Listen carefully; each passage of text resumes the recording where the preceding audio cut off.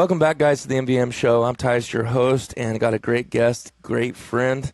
Been friends for quite some time now, is Elliot from Freelance Duck Hunting, and we're going to talk about some stuff that I think and believe that it will help newer duck hunters and probably even some seasoned duck hunters, because I was telling him before we started that sometimes in some of these topics we're going to talk about today, we just brush over them, some of us that have been doing it a long time, and we don't really dig into the weeds of why we do it, or maybe what experiences we've had, why we do the things we do.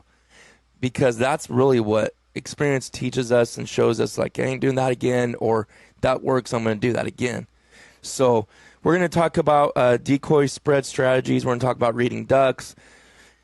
Probably talk some about weather and what we've seen, what weather does and can do. It's not a be-all, end-all with everything, but it definitely would say the majority of the time it's what affects our duck hunting and our hunts in general. So thank you for joining us today, Elliot. I appreciate you coming on. Yeah, I always love being on your podcast and sharing with your audience. I think our audiences are a little different just because you're so far out there west in California, so it's my pleasure to be on with you. Yeah, and you're no stranger to the podcast, but just for a reminder, everybody, Elliot's out in Kansas. He's in the central Flyway and beautiful country out there. In fact, when I was out there with you, Elliot, you probably remember me saying I could actually live here. There's not a ton of places I could live. I don't know if it's the waterfowl hunting, which is, again, I'm not. It must be. It just brings us together. The people too. The people out here are fantastic. Yes. Midwest people, Kansas, Nebraska, they're phenomenal people. And that's what I was gonna say is what I've noticed. And I'm not going to mention any states, but there's some states very, very unwelcoming, and it doesn't help that we're from California. But because I'm from California, it doesn't mean I'm not a good guy. You know what I mean? There's not good people, but they're very welcoming. I think that's my biggest thing is how friendly everybody is. The way people are to you is how I was raised, right? That's how you treat people, and people treat me with respect. I treat them with respect. So I like that. It's beautiful. There is no mountains, but I would miss the mountains. But I do like that, and I do like the openness. I think that's a big thing too. It's just a lot of open compared to here. You know, there's a lot of cities, and we have our openness too. You can get as far away from people as you want. You go back in those wildernesses. And but anyways, so really like that. You're out there in the Central Flyway, and we've had some duck hunts together. Like you said, I am trying to get something to plan. There is a lot going on. I was telling you about my Connecticut trip. That's costing some money, so we'll see. We got some other things going on too. But before we get started, I just want to mention Mallard chokes. I did put out a new pattern video Monday, and I apologize if you heard that ding noise, but I don't know why that did that, but anyways, new pattern video is out, and with the 28 gauge. So you guys go check that out. I guess by the time you'll be hearing this, it might be out for a while. I'll probably already have some more out. That's with the factory choke. Then the Mallard choke tests are coming out after that, and I've been dying to do those pattern tests with the Mallard choke. And anyways, Elliot, I've said this on this podcast so many times. One of your big things that I love is your app. To track your hunts, freelance stats, and North American Waterfowler app. Oh, that's right. It changed. Yeah, Sorry. We changed it. That's I'm right. glad you said that. So can you say that again and what it is, what it's for, before I butcher it anymore? Sure. It's the North American Waterfowler app. It for like 4 years. Yeah. You're good at keeping your stats on there. Oh, yeah. You're consistent with it. I do. So it's called the North American Waterfowler app. It was previously Freelance Hunt Stats, and we changed the name just because I thought it was a better name.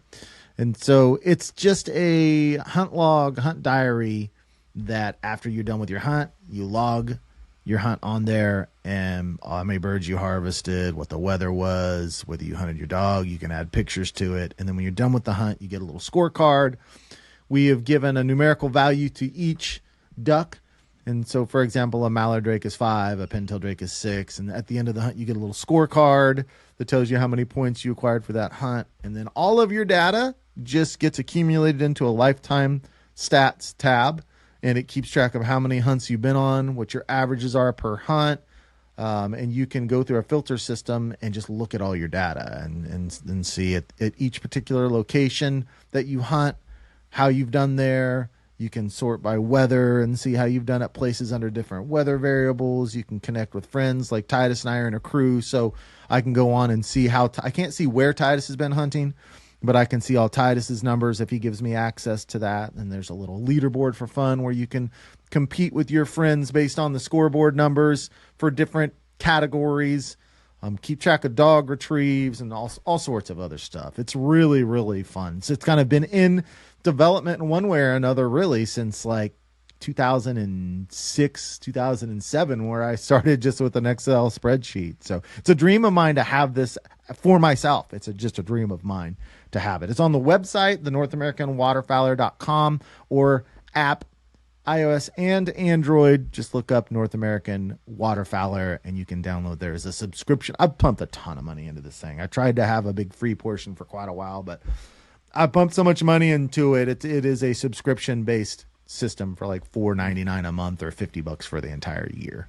So I love it. Which is a deal to me. People pay that for stupid games on apps on their phone, like all day long. People do that. So when I see people saying stuff like, "Oh, you gotta pay for that," it's like, man, do you understand what you're getting out of that? Because you got a deal set up too where you can export all that, right? And you can it'll punch it out where you can have it on your computer and save it. Right. That was one of the most important things for me. It's like, I know myself, if I'm going to put all of my stats into someone else's system, I want to make sure that it's going to be safe forever. So anytime you want, you can download it and then upload it into a spreadsheet and you've got all of your data. Right. And it's never going down until at least that I die because all my numbers that's the only place I have my numbers since 2013, 2014, 15, something like that, about 2015. So that's the only place I have my personal stuff. So it's not going down. But if that's something that makes people nervous, I wanted to give them the ease of after every hunt or every year or whenever, you can download that information and then upload it into a spreadsheet and it's right there for you. Mm-hmm. Well, the reason I brought that up too, it was a great segue, is I was talking about the 28 gauge, and I don't think you can do this yet. That might be something you add later. I don't know. Like as far as gauges, which one's your accuracy better in? It is? Sure. Okay. Yes, absolutely. That's a big one. And chokes. And I want to add shotguns, ammo, and chokes. So you'd be able to sort and see how do people do with this combination of shotgun, choke, ammo, and it would spit out how you do with it and how everyone does with it. So yeah, that's coming for. There's so much coming, but that's coming for. That's awesome. Oh my goodness, man, Elliot. I'm telling you guys, I don't just say this lightly, and I don't say it just because he's my friend. I'm saying it because there's some things that you mention to people, you just kind of say it lightly.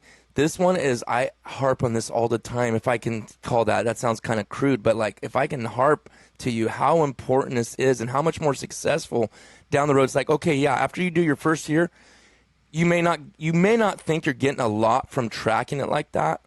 But I'm telling you right now, you're getting way more than you think, because you'll forget what day was that, when was that, what was the wind doing, was it sunny, was it overcast? All those things are factors into your success, and that's why I'm so glad you did that, because everyone can say, oh, I keep my own notes and log it in the computer. I'm like, man, I'm sure that's great, and there's nothing wrong with that, but I'm telling you, this program is so convenient, so quick, so easy. You can do it on your phone when you're in the field in the moment, so you don't forget, or you can log it later on your computer, and then all the history. But imagine having 5, 10, 15 years of documented references to you, water levels, everything. It's a no-brainer for me if you're a really hardcore waterfowler, North American waterfowler, that do what you can do to be more successful. So, but what I was bringing that up for is the Mallard choke and how my shooting accuracy is with my 28 gauge. So I know it's better. Just because I have a shorter list of my hunts with it and how many shells I shot per hunt and all that. But over time, it's going to be really hard to go back and count that. But you're saying I can just click on it and bam, I can see what my percentage is. But I already know it's better with my 28 gauge. So that pattern, I kind of went all the way around to come back to this as phenomenal.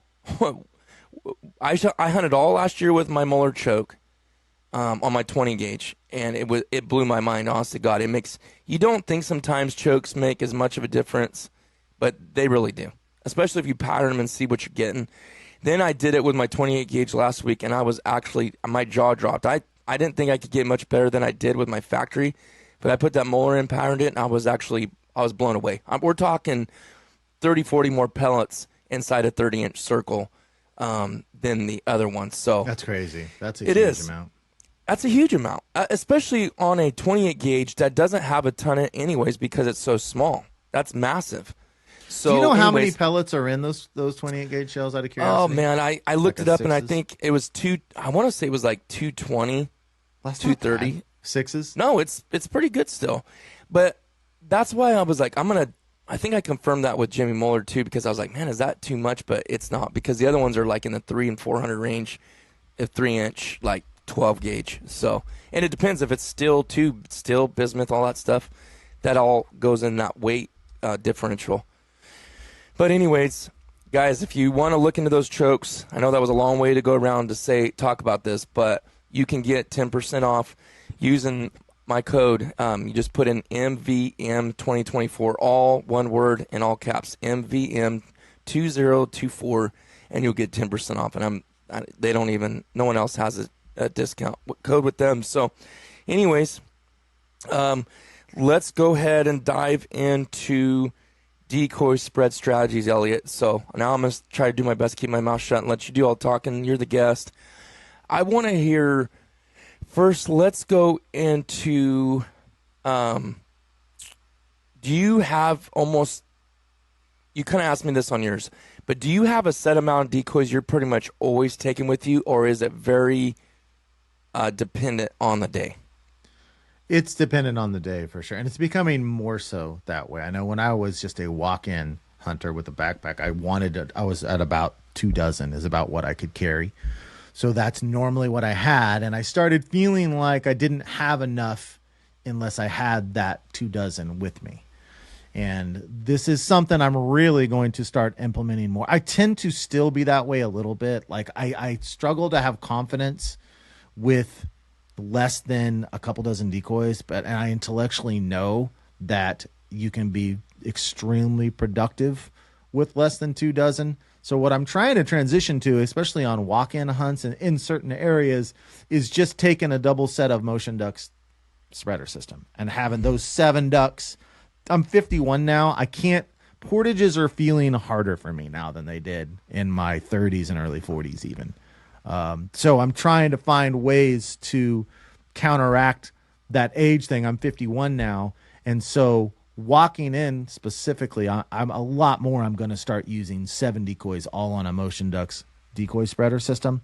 But I still ultimately gravitate to more decoys is better. I just feel like the more ducks there are, it signifies the better food situation those ducks are in.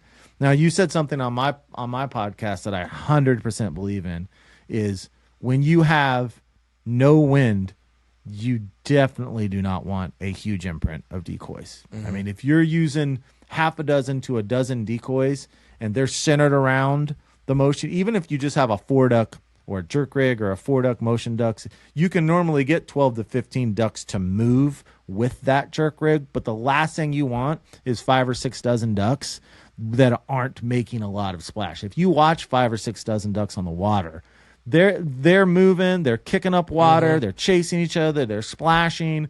And so that is the last thing that you want, is a big decoy set with no wind. So it's certainly mm-hmm. variable on where you're hunting, the type of environment, the space you have, and the wind dictates for me. The wind and whether I'm walking in or not are the two that dictate for me more than anything else the number of decoys I'm using.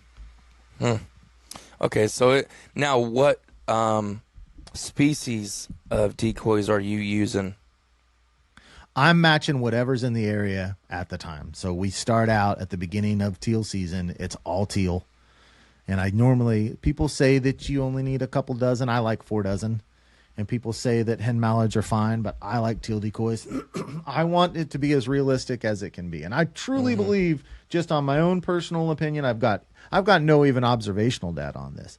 I believe during teal season, if you're using mallard hens and I'm using teal decoys over a 10-year span, I'm going to shoot more teal than you. It may not be that many more teal, but I believe it's going to be more teal. But you can kill decoys over. You can kill teal over hen decoys, no doubt. I want to match whatever's there. So as the migration flows through, now we start seeing gadwalls and pintails.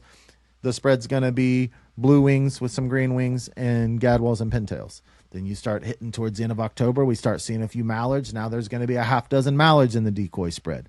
Deep into November, it's the mallards. As the mallards show up more, it goes heavier and heavier and heavier mallard decoys until you get in December, and then it's all mallards and maybe some green wing teal decoys. And so it's just progressions. I'm matching whatever I think is in the area. So the beginning of our big duck season, I'm probably not going to have any mallard decoys in that spread. I'm not going to be blowing a mallard call because we just don't have them. We don't have them at that time. So I'm just matching whatever I know is there, as realistic as I can. So you're not blowing the all American standard call year round, no matter what is in the air. Now, I love the blue wing teal decoy. You can really get blue wing's attention with that call. You can turn them. You can actually turn them, not all the time, but you can turn them just like a mallard drake will turn, where you hit it and they'll bang. Yeah. No, I'm just kind of harassing some people because it's funny. Just you're out in the pond, you hear the mallard. It don't matter if the mallard's not in season. Right. Yeah. It doesn't matter if there ain't a mallard for miles around. You're not even in mallard country. That mallard call will be blown. You can bet your bottom dollar. Right. Yeah. No, I'm just teasing, but yeah, you can definitely make a lot of people happy by practicing that in your truck, not practicing it in the pond. But got to learn sometime or another, I guess. But anyways, okay. So I don't have a lot of blue wings, but I will tell you this. I feel like that little teal quack, that really does something, huh? Like you've seen it for sure. It does. Well, you hear blue wings. Blue wings are so vocal. They're way more vocal than green wings are. And when you are in the dark and you just hear that little cadence just constantly, and there are some variations of the cadence as well that you'll hear a little less often. But they're a vocal little bird. They really are. And they respond not as well as mallards do to a mallard call, but they still respond to a call for sure. Yeah. So for lack of a better word, I was going to use this word misconception. I don't know if that's probably really not the right one because I'm not trying to be too harsh on decoy strategy and what people say you got to use. Got to use the hook, the J hook. You got to use this. You got to use that. I think it's just people trying to help people that don't know what they're doing to give them kind of a visual idea of what is best. But, and that's a great starter and using those strategies because people ask me all the time, do you use the J hook? Do you use, I can't even think of it's the horseshoe. Do you use this? Honestly, I can't tell you the last time I've ever even thought of that. When I scout, if I do get to scout a spot and see what they're doing and what they look like, I literally try to just do exactly what they look like when they're in that spot. A lot of times I don't get to do that, so I just do what I think's best and then end up doing a lot of moving sometimes. But for you, Elliot, one size does not fit all. Do you agree on decoy spreads? Okay. So how do we ask this without opening just a huge can of worms? Which I told you I want to dig into this because I want to give different ideas to people that haven't done a lot of it or experienced it. But what do you feel like is your we'll ask some more after this about decoy strategy, but what's your most go-to setup? How many decoys, how you have them set, how you have them grouped, where they're at, all that. Like, just go ahead and dive in. I know that's a very broad, but... It is. It's really a hard one because sometimes it's almost like I don't know it until I see it. We used to use a ton of J-hook, and that would be kind of our standard setup. But the older I get, the more I see the area, and I want it to look as natural as possible, and so I will keep tinkering with it until it looks the way that I want it to. What I'm really trying to not do, and I think what the worst thing that you can do, is go out there and throw your ducks 2 yards apart, equally spaced, so every single decoy is just kind of like in a blob. And I see a lot of this on public land, is you'll see a blob And maybe it's set up like a horseshoe, or maybe it's just like a donut, or maybe it's a J, but every duck is perfectly equally spaced. And it's so symmetrical. And I think that is a terrible looking spread that you don't see when you look for ducks. What I tend to like to do, first of all, I certainly want my kill hole to be somewhat open. And outside of that, I like little pockets of birds, 3 or 4 here, 3 or 4 over there, 3 or 4 here, so that there's spacing in different places. And then just play with it throughout the day. I do like to move decoys around. Sometimes I have problems setting it up in the dark in a way that I like, so the ducks will kind of tell me how they want it, and I'll adjust it because sometimes it really does make a huge difference. I mean, the ducks are landing heavy on one side, and you take half a dozen to a dozen decoys off that side and tuck it back over there, and it completely changes where the ducks are landing.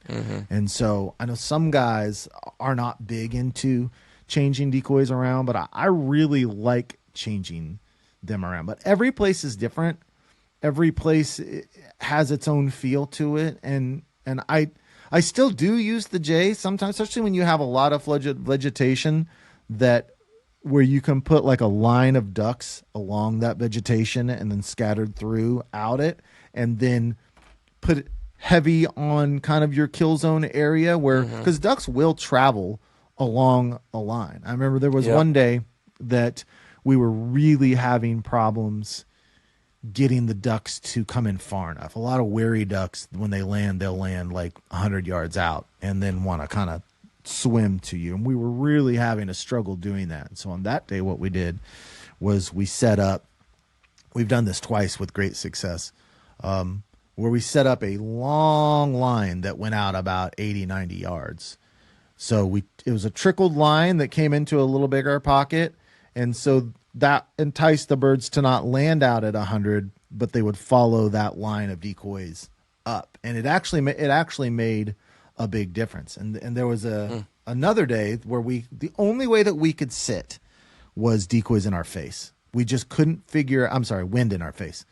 We couldn't figure out how we could set up where the wind wasn't directly in our face. So in that situation, we set up 2 long lines with a landing strip straight down the middle, not enclosed at all. So we were on a reservoir, so we had quite a few decoys. So we had like 25 on one side, kind of in a long line, not single file or anything, but kind of in a long line from like 60, 70 yards out into us. And then on the other side, we had the same thing. And so what the ducks ended up doing, which is what we were hoping they would do, is come from the left, swing in close to us, and turn to land into the wind going away from us right in that landing strip. And so every place you hunt, every situation you hunt's a little different. So sometimes you don't have to be creative, but sometimes you do. And so there's just no standard, like, this is how I'm going to set them up. I'm going to make sure my kill hole is open, and based on the wind, we're just going to set it up how it looks good and tinker with it until we get it right. Yeah, 100% agree with you. It's never a one size fits all. What's your weirdest decoy setup you think you've done? Because I'm just thinking some of mine. It's just some crazy ones that really worked. Not crazy, but just where you're like, that looks kind of goofy, but it worked. Can you think of anything in a scenario or something that you did something totally different than you've ever done and it worked? I would say those two I mentioned were really the two big examples of that, where you just go out of bounds to what you normally do and it works. And that, for me, that's always setting up decoys out of shooting range. Anytime I set up decoys out of shooting range, it makes me extremely nervous, but there are times in which it really, really works, and you can really expand your imprint that way. So if I'm in a situation where I've got land and vegetation, or even a lot of vegetation but water in front and behind, then a lot of times, like, loading up behind you, or at least, like, if you have a dozen decoys and you put 2 or 3 like 50 yards over behind you to the left, and then 2 or 3 50 yards behind you over to the right, and then some kind of in the middle, and you spread those way out, it's like the size imprint of that in my mind, and I don't know how the ducks are internalizing it, but in my mind, it makes a much larger looking spread than when you clump them in close together. And so there's times like that where if I put 5 or 6 ducks way off over someplace, then the whole imprint of what they're seeing from the air, of the overall size of the spread, to me, in my mind, seems like it's a much larger imprint for the ducks to view. And when you stack everything in close around you, you're giving the ducks a very narrow view to look at and be focused on you as a hunter. Yeah, what you just said about behind and around, depending on the situation, you've done it. And like you said, outside of range, it does feel like a weird thing. It doesn't feel like it's going to work. But I can't tell you how many times that has worked because I had to make a change. It wasn't working how I had it, the typical standard way. And we joke about this, and I don't know if everybody gets this joke, but sometimes we call decoys bird diverters. So sometimes they're wanting to land in those pockets right behind you, and you're like, man, why are they landing away from the decoys? But I've noticed sometimes when mallards pair up and certain birds, even teal do this sometimes, they want the bigger pocket or they want the more open pocket. They don't want to land in with the other decoys. So you fill those spots up where you don't want them to land and leave your kill hole, like you said, a little bit more open. And that's worked many, many times, more times than I can count, actually. I've put decoys, like you said, as far away as 70, 80, 90 yards. And it does feel a little wrong when you've done it a certain way your whole life. But, man, when it works, you're like, okay, my mind's opened up to what can be done successfully. So I really tried not to put the kill zone at like 40 yards, which sometimes is hard to do. But I see guys doing that. I don't want to start in at ducks at my first shot be 35 to 40 yards. No. And so I tend to err on setting them in too close to me, and that has hurt me a lot because if they're too close, the ducks just see you a lot easier. So that's a fine line as well. It's like, what distance are you putting them, your outmost decoys away from you? It's just all situational. There's certain days where you can get away with putting them real far, and then there's other days where if you put them at 40 and they land on the outskirts, now your shot number one's 45 yards, and you just can't do it. So it's just a fine line, and every day's different. Yeah. Have you ever set up, say in the morning it's dark, you got headlamps on, and you're walking around, you're setting up like, okay, we're going to make this spread a little bit bigger, meaning spread out a little bit more, and we're going to get it a little bit farther from us and, get this set up. And the sun comes up, you shoot a bird. Well, your dog usually goes and gets it. But let's say if you walk out there, you turn around, look at your setup, and you're spreading, you're like 5 yards away.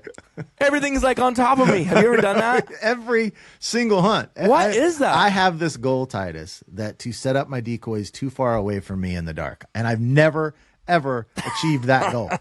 But see, here's what we do to counteract that. Why, though? Why is the that? depth perception in the dark is just weird. It's like, it seems like it's like 60 yards and it's like 20. It's crazy. So what we do is the first thing I will set up is the spinner stake, and I'll actually step it off. Yeah. So I'll step off the spinner I like my spinner at about 20 yards. I want to kill my ducks between 15 and 30. Tell everybody, because 12 steps is 10 yards, right? Is what I think the standard is. Or what are you stepping it off like? I try to step off 20 yard per step. And so for me, a yard per step is a little bigger than a normal step. I mean, so 3 feet is a yard. And I've actually practiced this in the daylight to kind of try to get it down. And I've measured and I'm pretty good about it. So if I go to do a normal step and I push my foot out a little bit farther, that's about a yard. If I really step it out far, that's too far. So you're doing a step and then just an extra little extension of your leg. And you can easily check this because 3 of your feet is a yard, 1, 2, 3.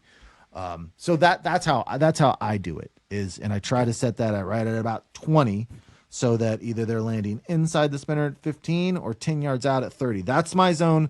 I want to kill ducks between 15 and 30 is where I want to kill them. So I like to have the spinner at about 20 to 22-ish. I don't like 25 maybe, but it's getting a little bit if it's for me, for my taste, if it's past 25. Yeah. No, and that's I'm glad you said that. That's just experience, right? Because I did the same thing. The sun comes up and you're like, my goodness, these things are stacked right on me. Yeah. I felt like I spread these way out. But what we've started doing too is like stepping off like our furthest decoy and like, okay, this is 40 yards. Not saying that's where we put all of them, but like if you when the sun comes up, you're like, I know anything outside of that, I don't even want to shoot at. Yes. Which 40 yards is a long ways too. But I'm just saying you have a reference point. Yeah. And I think that would help a lot of people because Jimmy Muller was just telling me on the phone. I'm going to record some with him today as well. Again, it's been a little bit, but he was telling me, his booth is never empty of people talking about those chokes and distances. And Jimmy, he takes a rangefinder with him everywhere. And I would highly suggest if you have one or can get a cheap one, you can get them pretty cheap, $98, $100 on like Cabela's. Take one out there and why not? Why not shoot your decoy and see how far it is and like, wow, that's farther, or step it off, whatever you want to do, but know your distances that like if they're outside that, because I know a lot of new hunters have a hard time telling distance, even experienced hunters. They're like, oh yeah, that's 20 yards and it ends up being 10 or something or farther. But he said a guy said, I shoot ducks at 70 yards all the time, and Jimmy's like, no, you don't. He's pretty blunt. He was telling him, no, you don't. Oh, yeah, I do. Yeah, I do. And they're going back and forth. He's like, all right, tell me how far that black flag is over there inside the Delta Waterfowl show.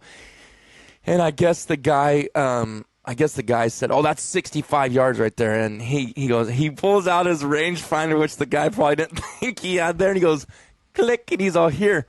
He hands it to him. He said it was like 32 yards, So I go, well, what'd the guy say after you did that? He's like, he was quiet the rest of the time. And he goes, I'm not trying to make people feel dumb or put people down at all. He goes, I'm just saying people don't understand the ranges. And for anybody, it's not, someone's not better than the other because you can guess the right range. We all have to really try to get better at learning that and knowing that, those distances, because I know a lot of times people think things are farther than they really are, and then if you don't know, you may think they're closer than they really are, So Right. that tip you gave right there is awesome. I appreciate you sharing that with the listeners. And then also the rangefinder, you want to take that out there or you want to step them off? I do just 3 normal size steps for 12 steps would be 10 yards usually is what they're saying. 12 normal steps for a man is 10 yards, so 24 steps is 20 yards. But either way, take whatever you want to use, but I'll tell you what, it will help you in the field. It will definitely help you. Yeah, it gives you reference points to start with. And back to the depth perception topic, if you think about how hard it is for your average person, myself included, to gauge distance looking across the ground when you have visual reference points, then think of a duck in the air looking straight into the blue sky. Right. I mean, the only thing that you have to gauge on is the size of that bird. And maybe it's a teal versus a mallard versus a widgeon versus a pintail. I mean, even some mallards are really big and fat and other mallards are smaller. So when you're looking straight into the blue sky and you're trying to gauge how far that bird is, that is a very, very difficult task for humans to be able to anybody do. Yeah, right. We're not equipped. There's no need for the most part for humans to develop that skill of depth perception looking into a blue sky. And 100%. So it's just a very, very difficult thing to do. So my general rule is I don't want to take the shot at it unless I'm going to be mad at myself if I miss it. I don't want to shoot a shot and go, well, that was a hard shot. I don't, because that means that the wounded lost chance of that bird goes way up.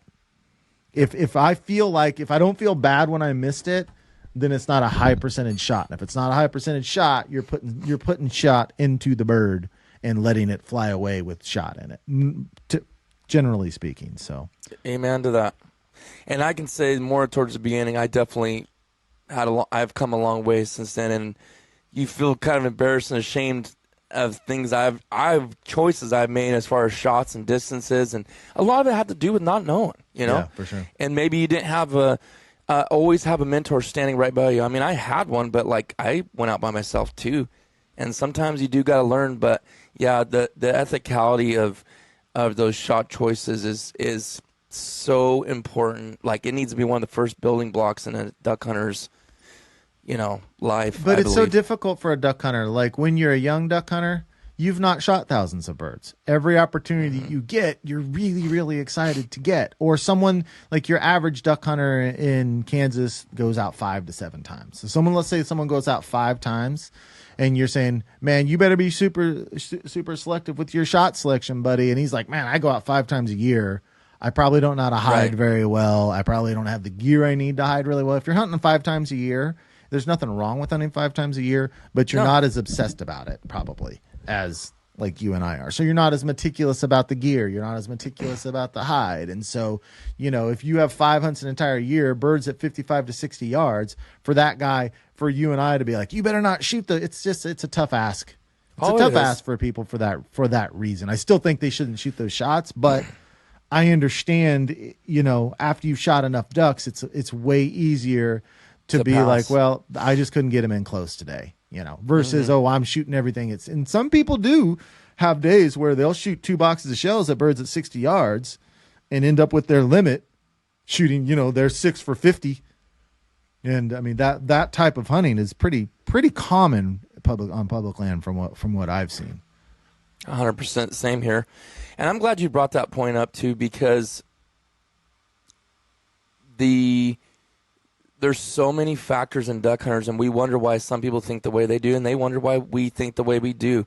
And it's all based on, like you said, how much you're going out. And man, some ways, Elliot, I almost want to have some of the same mindset that they do. Like guys that don't go out a whole lot, they are so stoked with a bag of birds, 4 or 5 birds, and they're just like, man, and it doesn't really matter what it is. They're just really happy.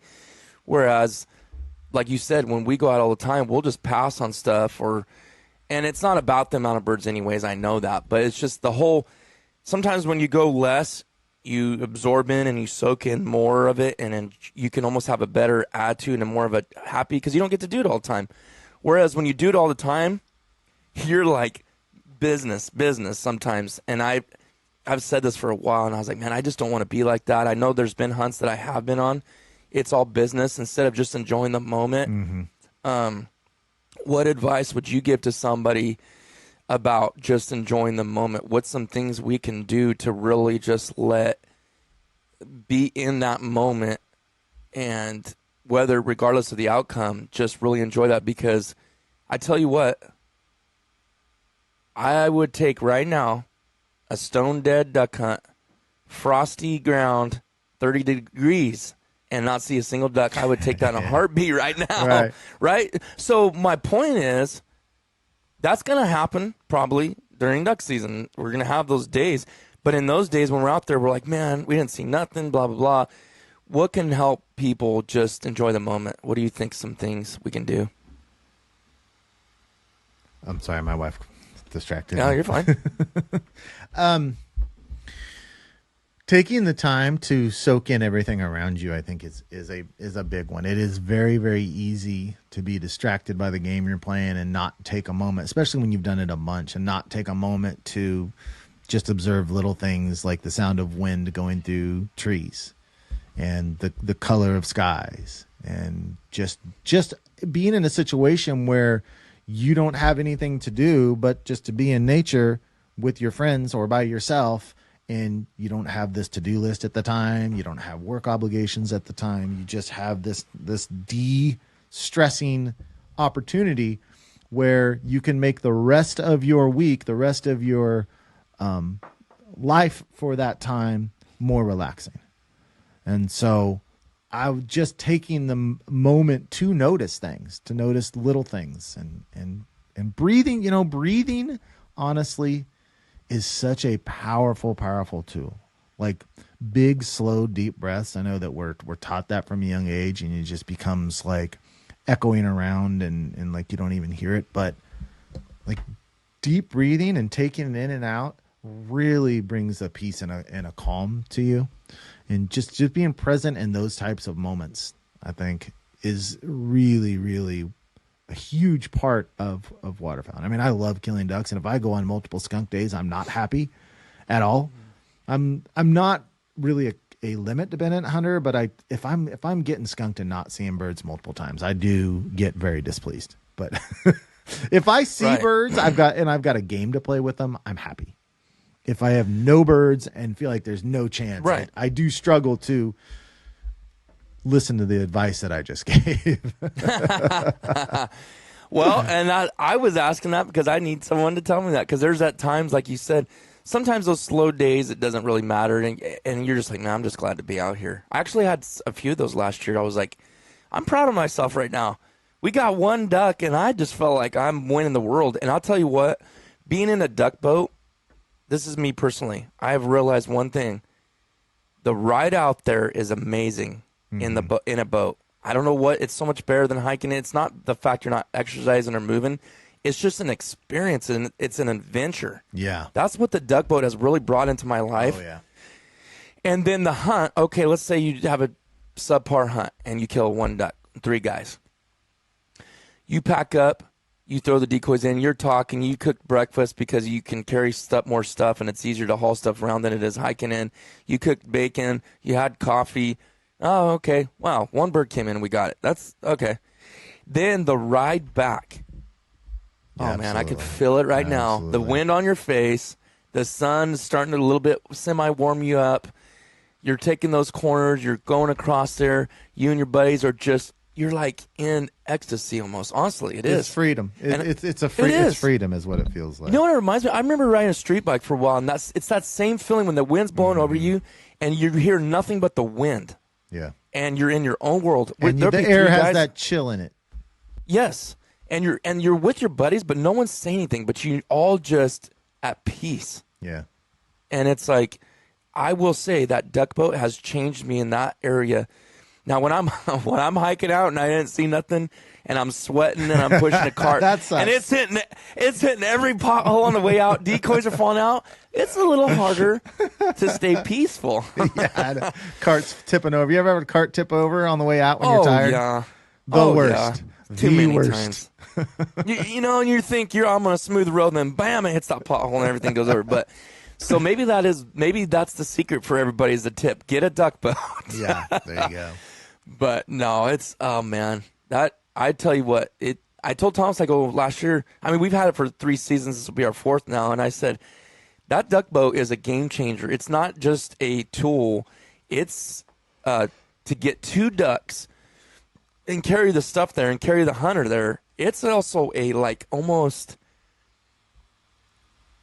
what's the right word I'm looking for? It almost desensitized. It just gets you just in a place of, I don't know. Ecstasy is the only word I could use. I don't know why I can't think of something better than that, but I mean that in a good way. It's just, it's a good feeling. I don't know. It sure is. I don't know how else to put it. It certainly is. And the thing about waterfowling that I love so much, especially public land waterfowling, is you mentioned the word is adventure. It's like we are in a time where true adventure for men is hard to come by.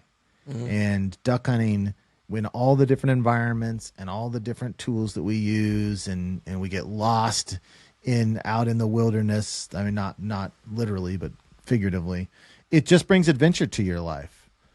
And that's, I think, one of the main things. It's like, especially men, I know there's some women hunters too, but especially men, I think deep down, most men crave that adventure. And it's when you're in the dark at night, maybe the wind's blowing, it's snowing, you're cruising your boat along. I mean, talk about the feeling of adventure. You're up at 3:30 in the morning, you know, I mean, that's the biggest thing that waterfowl hunting brings, I think, to my life, and I think most of our lives, is the sense of adventure. Yeah, thank you. You brought some great points out that got me me and you were good about getting each other fired up that season. All right, let's go into another one. Let's go into another deal here, and this will definitely take up the rest of our time, but I think this has been really, really good in detailed depth, is reading ducks. What can you give to people to help them learn to read ducks? Because blowing calls is part of the whole process of getting birds to come in. Decoys is part of getting the birds to come in. So there's a lot of things. Your hide. So reading ducks isn't just about, when I blow my call and they flared. Reading ducks, your call could be perfect, but your ducks are reacting weird, and you're like, what is it? And then realize, oh man, my hide's all messed up. So what's some tips you can give hunters to be able to read ducks better? I mean, what actions are you watching for? It is because it's body language, and it's body language and how they're flying together, and you just can't even you don't know until you just see it a bunch. It's just like when you take a little kid out for the first time, or anyone out for the first time in the air flying, they cannot tell a duck from a non-duck. You have to see those birds in that environment for a while until you're like, oh, okay, that's a duck. I see now the way that it flies. That's a duck. The same thing with like a teal versus a gadwall. I mean, it's like, oh, from 150 yards. Yeah, that's a flock of teal. That's a flock of gadwalls. Not only because of their size, but how they fly. And so body language around your decoys is honestly, I don't think that I personally can't put it to words, but if you learn their body language in certain, when you're calling, when they're flying by, you can just see it. You can just read it. And I don't know if everyone has that ability. You know, I've talked to a lot of these professional dog trainers, and there's some guys that do not have the ability to read dog body language. And the guys that are not good at training, it's because they can't read what their dog is saying with their body language. So my guess is with ducks, it's probably the same way, that different people have a different level of ability to read body language. But once you call, when birds are flying by, they just have different body languages. I know there's times that I'll catch myself saying, man, those ducks looked more interested. Well, what were they doing to look more interested? It was more than the proximity of, even encircling, you can have a group that just looks more interested. Maybe they start to lock up, but like you'll see birds that they'll kind of lock up, then they'll stop. They'll kind of lock up, then they'll stop. And there's a lot more to it than that. You just have to get yourself in a situation where you're able to watch ducks a lot.